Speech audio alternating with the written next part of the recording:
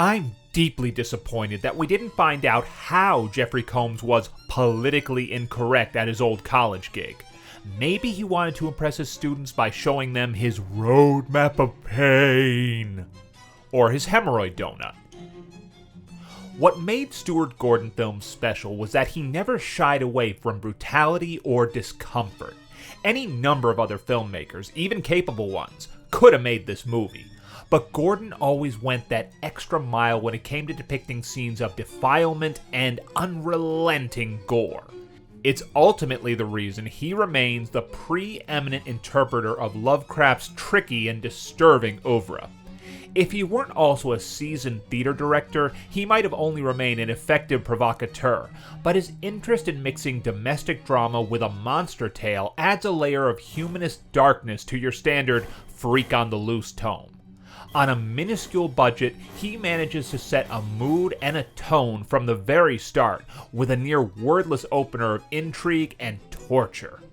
If you're a fan of Gordon & Company's previous work, you'll get extra mileage out of seeing Barbara Crampton and Jeffrey Combs playing a deeply unhappy couple whose crumbling marriage is hovering on the precipice of disaster.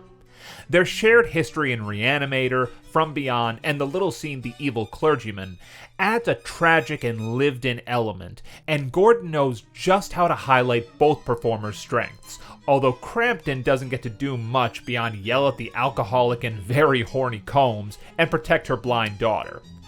Combs tends to get cast as the heavy, so it's always nice to see his sweet side, and his bits with actress Rebecca Dollarhide are charming. These scenes make his downward spiral all the more tragic in a very convincing and uncomfortable drunk scene. Oh wait, did I say uncomfortable? No. Not compared to scenes where the titular castle freak gets his disfigured claws on some lovely lasses. Once the freak's backstory is revealed, there's some attempt to elicit sympathy, but unfortunately, this is a horror film, and there needs to be a body count. So the distressing fondlement and dismemberment of his victims doesn't win him that many points in the popularity contest. Hope you're not a fan of nipples, cause they're coming off. There's a nasty, unblinking cruelty to the death scenes, and everything leads to a rooftop battle set during a thunderstorm, naturally. Some minor aspects don't quite work, like a sudden shift into religiosity and the usually dependable Richard Band's finale score going way too spook house kooky for my taste, but it's still a satisfying, bloody wallow into some freaky territory. Thanks for watching, you horror hounds. A lot of great stuff coming up this month, so keep on subscribing and keep on watching. Take care and happy Halloween.